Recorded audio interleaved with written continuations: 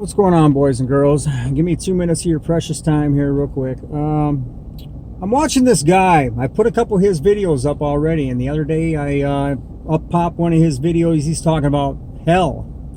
Okay, and then another one, he's made a couple of them on hell, and I started watching them both, and I'm like, man, these are pretty good. So I'm going to go ahead and share them, because I haven't really done a whole lot of videos on hell, talking about hell, and it's important. A lot of churches, you guys ever go to church and they don't preach a lot on hell, do they?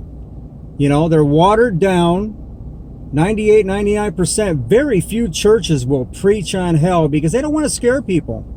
They don't want to bring that reality out, when in fact the Bible talks more about hell than it does about heaven. Dude, it should be talked about. People need to be aware of what it's like and what it's going to be like. If you guys believe in a creator, you believe that Bible's true and it's coming, dude, there is heaven and hell, and you got to get ready, man. You got to be prepared. Okay, so this guy did a couple videos. I really like this guy. What I really like about this guy is the fact that every time he preaches so far, he separates Jesus from God as the Son of God. I really like that. The only thing I don't like about him so far is that he's always talking about people going to church. You got to get into a church. You got to get into a church, to get married and do this and do this. I don't agree with that, guys. Churches are watered down. They preach false doctrine. I got one thing to say about a church, okay? Let's say somebody goes into Joel Osteen's church and they find Christ, okay? There are some that will come out of these churches that, it's a good place to start, but then hopefully they wake up and they realize what Joel Osteen's all about and they get out, okay? So let's grab the gift of God, if possible, in Joel Osteen's church, and then wake up, to what he's really doing and what he's after, and then get out. Okay, go on your own. You're going to learn a lot more. You're going to be a lot better off. Now, if you can fellowship with other people, fine and dandy. You can be like me and just go on your own. I got people that I, talk to beyond my videos. But anyway, man, back on hell. Let's get back on this real quick. In comparison, guys, 4 years ago, I got thrown in jail for 3 days and 3 nights. Okay, the belly of the whale. And believe you me, that place was hell. I don't ever want to experience that again in my life. Satan was trying to destroy me.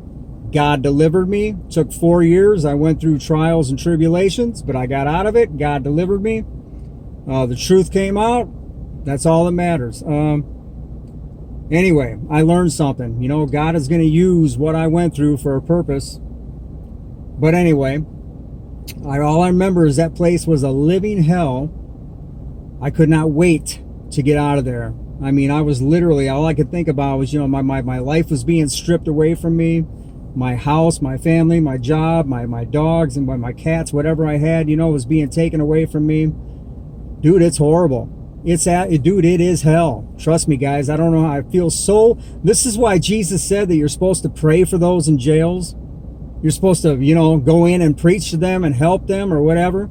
The only thing, guys, and I hate to say it, the only thing about the justice system and all that is there are some people that might get thrown in jail that find Christ, because they do allow the preachers to come in to preach to some of these people.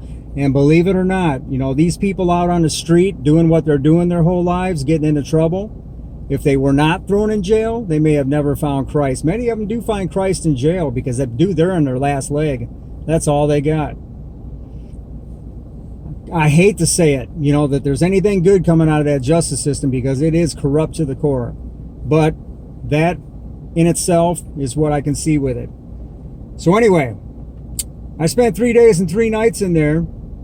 And my point being is that if I thought that was hell, okay, you read the Bible, listen to what this guy says in these videos, and he's talking about the real hell, okay? What I endured was absolutely nothing compared to what's going to happen if you end up in hell.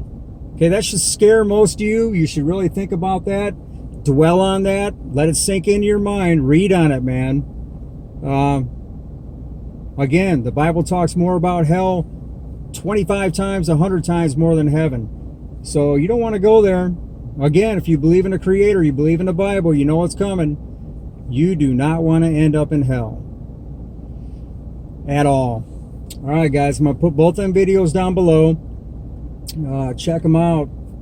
Let it sink in. And it is the truth. All right, guys, peace out. Take care. God bless. Have a great day.